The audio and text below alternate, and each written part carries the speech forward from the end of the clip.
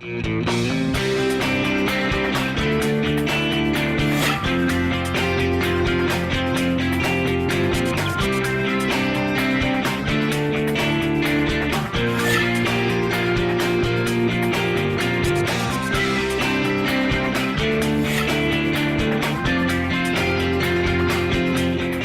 Kristen Oaks-White. And I'm Avery Davidson. Thank you for joining us for This Week in Louisiana Agriculture, the only TV show bringing Louisiana farmers and consumers together every week.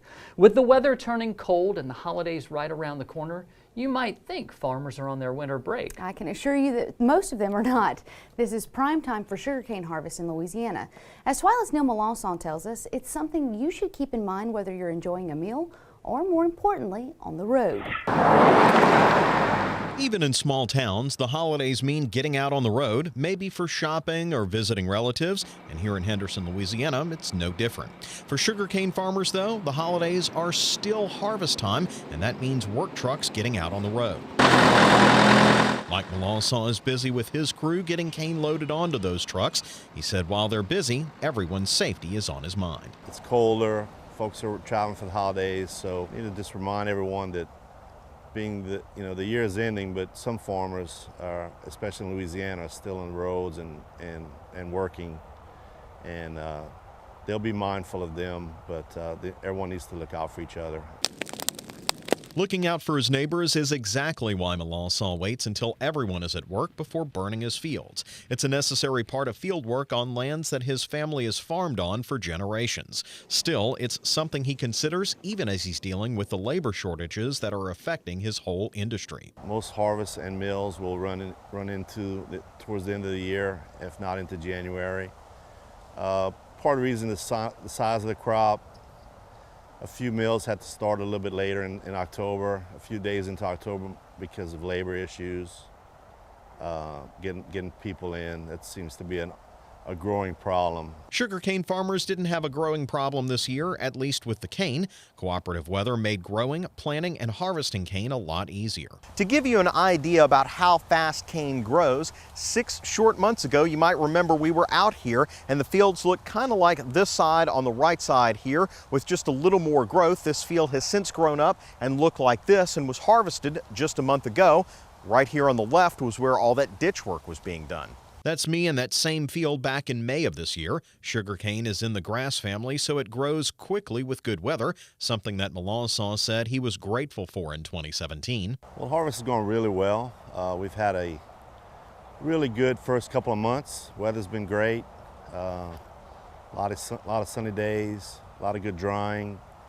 Real good conditions for the field. Mike told us he expects many farmers to still be harvesting in the new year, even with the good weather we've had overall. And guys, you know, sugarcane is just one of those crops that gets so much negative press. But the problem is it's so integral to the communities and the economies in these small towns all across South Louisiana that people don't realize, you know, how important it is, and that farmers there are just working so hard, as you saw in the story with Mike, burning, you know, when people are not around and that sort of thing. Just, he's very considerate, and he's just like every other sugarcane farmer. They're taking into account all of these people in these small towns to not aggravate them as much as possible, even while they're dependent upon those farmers for the economies they enjoy. And you know, a lot of those sugarcane farms were there before the subdivisions came in, but you talk about bad press. It's not going to be from around here because people who live in South Louisiana know that as the sugar economy goes for many of those communities, that's how their economy goes. Absolutely. You know, we were at Pat's Fisherman's Wharf, and Mike was telling us the story that his dad was the guy who originally brought the cane stalks to Pat's when they made their own syrup. And it was on a purely exchange basis, you know, that they have no money changed back and forth, except Mike told me his dad ran up a tab one year and Mike actually had to cut a check to Pat's even as he was giving him cane. I'm not going to ask what that was. So that they were running up tabs. Just food. Yeah. Oh, okay. Well, you know, then you went eat at Pat's Fisherman's Wharf and you didn't invite me. I didn't. I didn't. I'm also editing the story, without you, so there's that. No, thanks a lot, Neil Malasa. Moving on, Bobby and Melissa Morris say they will be harvesting sugarcane through the holidays and right up to the new year. With more than 3,000 acres of sugarcane, they need all the help they can get, which is why they bring their 2 sons to work on the farm to get a sweet education. One quick look at the person behind the wheel and you'll notice that they're a little short for a tractor driver. At the controls of that John Deere tractor is Dylan Morris. For about a year, he's been dumping carts of cane on his parents' farm in West Baton Rouge Parish. He drives the tractor through the rows of cane just like any other of Bobby and Melissa Morris's farm workers.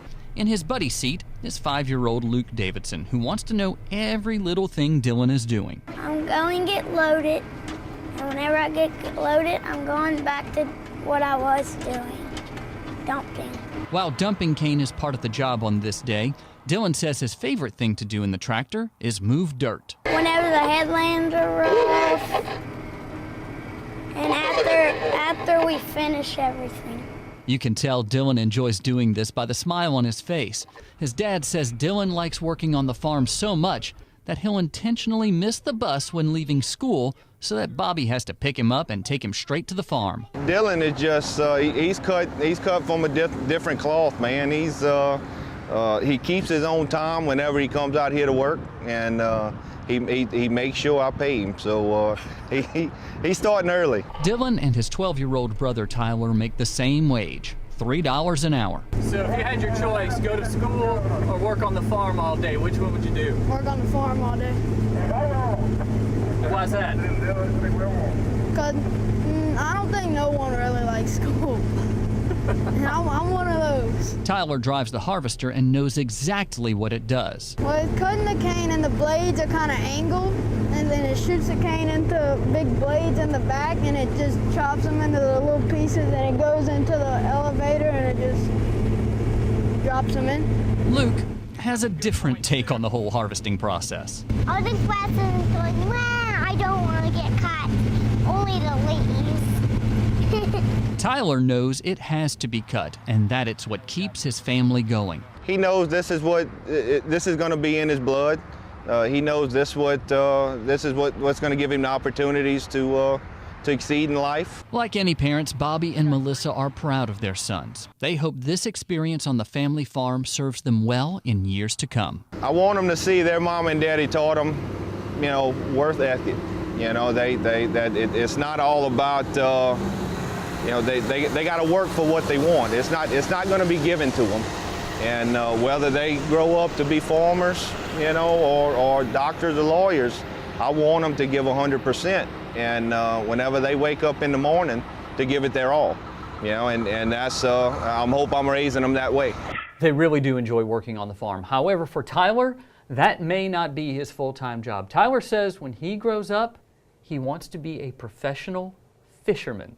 That's what he wants to do. Every chance he gets that he's off the farm and out of school, Bobby says he's out there wetting a line, catching fish. I was going to guess baseball because I know that when baseball season is in, that those boys and Bobby, they're full-time baseball players. So they are, and Bobby will coach as well. So, they're very involved with that.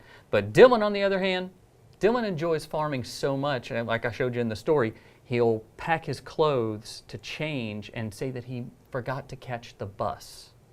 That goes to show you how much he loves the farm. well, that's good because that's raising the next generation of agriculture producers. Which goes straight into this next story because children raised on both on and off the farm have an opportunity to learn the valuable lessons agriculture has to offer. That's where the Louisiana FFA comes in. With almost 10,000 members in the state, the FFA is raising the next generation of leaders in the growing ag industry. This week, TWILA's Carl Wiggers shows us the valuable tools members gain from their time with the FFA. On a cold and rainy day at the Florida Parishes Arena, FFA members have traveled from across the state to compete at the Horse Evaluation Career Development Event, or CDE as it's known within the program. There are 31 different CDEs that members can participate in, spanning from public speaking all the way to the horse judging that you see here. Emily Dixon was introduced to the FFA in the 9th grade when her best friend encouraged her to join. I was kind of hesitant at first because I didn't know what it was. Honestly, I just thought it was like sows, cows, and plows. But once I joined, I realized it's not. It's everything from farming to business to leadership. While the FFA is not only farming, the organization has introduced Emily to a new career path that she didn't even know she was interested in. Once I went to national convention and the different workshops we attended, I realized that I really love agriculture and I want to be a part of that. And I want that to be in my everyday life, not just in high school, but for the rest of my life, for my career. For Emily and many others, that career development starts right here in Miss Becknell's class at Walker High School. Well, you know, I've had state officers, I've had a national officer candidate, and all of these kids start out very shy. The speaking in front of everybody was my problem. Miss Becknell was like, you can do it, you got this, I believe in you. They may not know that they're good at speaking, or they may not like it, because you know, one of the biggest fears among people is actually public speaking. I took her advice, I stood up there, I gave my speech, and I realized I loved it. I love talking, I love speaking in front of people. Not only are they learning to speak in front of people, but they're learning how to communicate. Becknell says it's her own background in the FFA that encouraged her to become an ag teacher. A lot of kids don't realize where their food comes from. They think that the grocery store just gets it from the freezer in the back. They don't realize the whole production agriculture and how it goes from farm to fork, so to speak. As the ag industry evolves with new technology, the FFA has also been growing. Becknell says that today's students have more options than ever to get into agriculture. The FFA has transformed to meet the needs of our members. And so, you know, technology has grown. You can go into the field of agricultural engineering. You can go into the field of agricultural mechanics or mechanics in general, welding. We're still a predominantly agricultural state in Louisiana. And so for the long-term success of our state, it's important that we have quality agriculture education programs in our middle and high schools. Cade Lejeune works closely with the FFA chapters across the state. He says that teachers like Becknell and their FFA programs are vital to the future of agriculture in Louisiana. We all eat, we need houses, we need clothes. And if we don't train the next generation of agriculturists, whether they're going to be farmers, ranchers, or in one of the ag service industries, if we don't produce that and train a competent workforce in that industry, we're going to be behind as a state, and that's not a situation we want to be in. We need to be cutting edge. As you can see, the success of local FFA chapters is largely dependent on the ag teachers that are in the classrooms. One thing I learned while shooting this story is that there are plenty of teaching jobs available. According to the National Association of Agricultural Educators, the southern region of the country has almost 400 positions open. That same research shows almost 100 programs closed across the nation due to low enrollment, budgets, or the lack of teachers. Kelly Becknell says with the ag industry growing, those teachers are as important today as they've ever been. We need ag teachers to fill those voids and continue to make a difference in kids' lives and promote agriculture and agricultural education. And the way that the education is going in Louisiana, and they're choosing, you know, either the college path or the Jump Start path, the career readiness path or the Jump Start path, ag education meets the needs of both. So we really need to make sure that we have people in those positions to fill those spots. According to the folks at the Louisiana FFA, there are currently 54 ag teachers that are within 3 years of retirement eligibility. Now that number looks pretty big when you consider there are only around 300 ag teachers in the state. Now to learn more about ag education, head over to our website at twilatv.org. And, you know, while I've been working on my story about the FFA, members of the organization have been doing some of their own reporting at their recent events. So this week, FFA Area 1 State Vice President Christian Cole takes us to the state forestry competition where students took to the trees for a future in agriculture. I'm Christian Cole, and we are here at Kincaid Lake and Kostashie National Forest competing in the Forestry Career Development event. The top 21 teams from all across Louisiana are competing for the right to represent Louisiana at the National Convention. FFA members here demonstrated their proficiency in 7 events, including forestry knowledge, tree identification, map reading, compass and pacing, tree thinning, forestry equipment identification, and timber estimation. The Forestry CDE prepares students for careers in Louisiana's largest agricultural industry. Forestry generates over $4 billion a year for the state's economy and employs thousands of people in a variety of forestry and lumber industries. Our Louisiana FFA members are prepared to carry on the great tradition of Louisiana forestry, and they are learning skills that will make them valuable contributors to the industry in the near future. Cole and his teammates from the Ruston FFA won this year's competition, and they will go on to represent Louisiana at the national event next year. We'll be featuring more stories just like this on our show next year to showcase more of what the FFA is all about. But until then, you can learn more about the FFA at our website, twilatv.org. And you guys, we have them at the studio. We've had them around the Farm Bureau offices before. And anytime we interact with these FFA membership out in the public shooting stories, and it always blows me away at how well spoken they are. And they may not have the, the background Chris and I had grown up on the farm, but what they don't have, they make up for in their ability to articulate their the issues that are facing agriculture today, and it's really cool to be around. I was going to say, I don't think that it matters if they have an ag background or not, because these guys are going to be some of the most highly qualified people that hirees are going to be looking to, to hire one in the future. That's for sure. Your job's in jeopardy. I think all of our job is in jeopardy. We learned that last week, but Carl Wigger's a great set of stories. Looking forward to more of them. Thanks. Still to come on TWILA, touring agriculture in the heart of the Crescent City. But first, why rice farmers are hoping to forget about the 2017 crop year. Stay with us.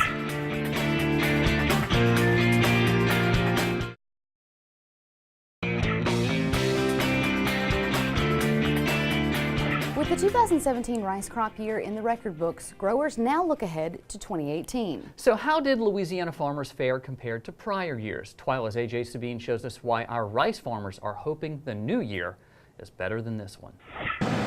For Louisiana growers who cut rice in 2017, the time they spent in the field won't live long in anyone's memory. We just can't maintain the industry going any further down. LSU rice specialist Dustin Harrell opines that whatever could go wrong did go wrong. Prior to the season starting, one of the things that happened here in Louisiana is the Louisiana Department of Agriculture and Forestry found out that a lot of our rice seed had low germ. A lot of it less than 80%, which is guaranteed.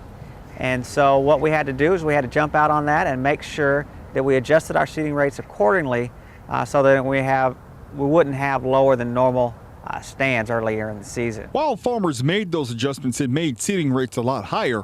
Disease pressure followed the stand issue of low germ. But later in the season, we had a higher disease pressure, particularly from sheath blight, and a lot of this could be traced back to the weather conditions that we had later in the year, as well as stick stands, which influence sheath blight disease, make it more rampant in rice. On top of that, this summer's active hurricane season put significant pressure on growers in southwest Louisiana. The weather actually started a little bit early. Early on, it was very clear, perfect conditions. Our rice crop was probably 2 weeks ahead of normal. It was warm, it jumped out of the ground like I mentioned. And then about the end of April, first couple days of March, we had a couple of rainfall events that came through southwest Louisiana. They're very sporadic, but we had some locations that received 10 inches on the first one and 10 inches on the second. So we had a lot of flooding that occurred from flash flooding, and then we had some backwater flooding that came with the ensuing days. So we had a lot of rice that went underwater. Harrell estimates that growers lost about 4,000 acres of rice because of wet weather. However, flooded rice fields also reduced, you guessed it, yields. One of the things that the weather did was cause increased disease pressure.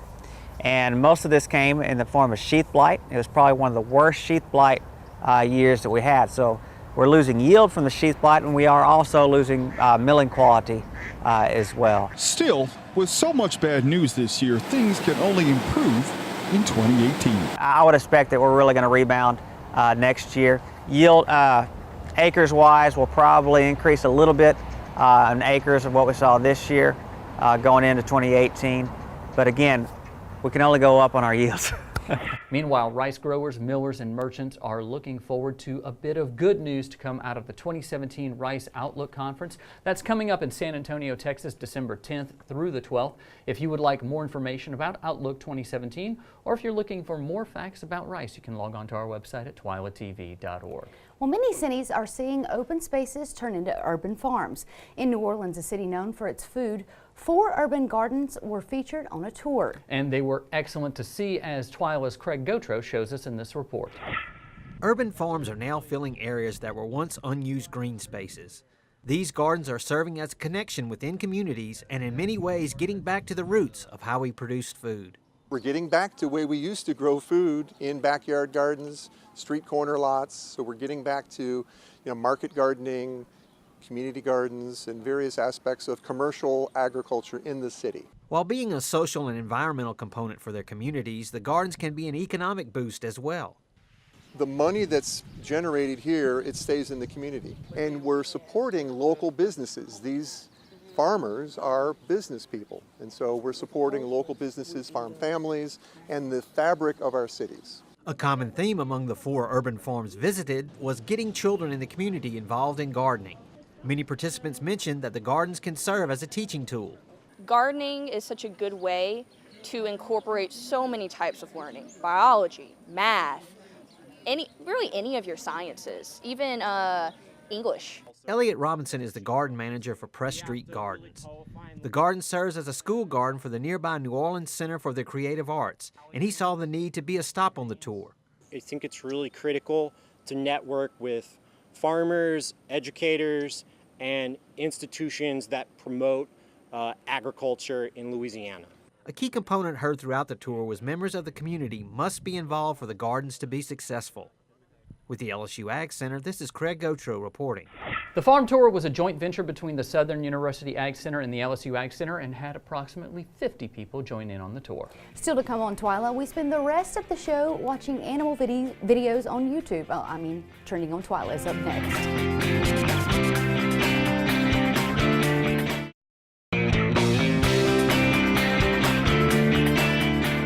It's a bird, it's a cat, it's a miniature goat. This week we're bringing you a 100% animal-themed edition of Trending on TWILA. No matter how much time you spend online, you will probably never watch every single animal video on the internet. The sheer volume of dogs, cats, goats, hedgehogs that populate the social media landscape, it makes it simply impossible. And even if you think you're in the know about the most viral pets out there, you're probably not. For example, did you know that 45% of online video posters will one day put up at least one pet video? Did you also know dogs get more searches, Facebook likes, and total views than cats? It's true. But it's also true that individual feline stars are more popular than their canine counterparts. So to honor our 4-legged and a few 2-legged friends, we're showing you some of our favorite animal videos we saw online this week. And we start with this video of some adorable spunky pygmy goats dancing around this Great Pyrenees farm dog. This video was posted on Sunday, and so far it's racked up nearly 6 million views on Facebook. Our next video features more farm animals that are spending their time serving the elderly. The Hen Power Keeping Project supports about 700 residents of nursing homes in northern England. These chickens are improving the health and well-being of the residents by decreasing depression and loneliness. In addition to being a really great video with a story worth sharing, this is another video that's gone viral on Facebook with more than 6 million views in just the last few days. Our final viral pet video is one of my personal favorites. It's cats versus Christmas trees. And you know how that's going to end up. It's going to end up with ornaments broken, with the trees down on the ground. It's going to end up with water spilled all over the floor. It's going to end up with presents ruined, the wrapping ripped up by claws. And I know Neil Molausson can attest to his little kitty cats, especially his latest addition, Thoofer. With as much energy as a cat has inside the house, there is no way a Christmas tree stands a chance, real or fake. It can't stand a chance against a kitty cat. Well, I'm glad that I don't have one if that's the case.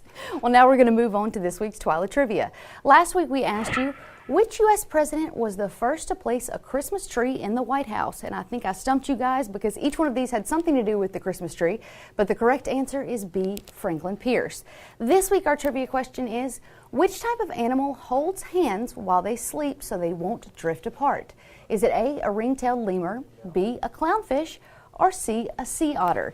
To enter this week's trending trivia contest, simply log on to your Facebook or Twitter account and post your answer with the hashtag TWILA Trivia, or you can always submit your answer on our website at twilatv.org. Well, that does it for this edition of TWILA. Be sure to join us next week when we'll look back at some of our favorite stories from the past year. We'll go feasting on agriculture as well. Until then, you can watch all of our stories online at twilatv.org, and be sure to like us on Facebook, follow us on Twitter and Instagram, and watch all of our crazy cat videos. We've posted a ton. I'm sure you have. But for all of us here at TWILA, thanks for joining us. We hope to see you again right here next week.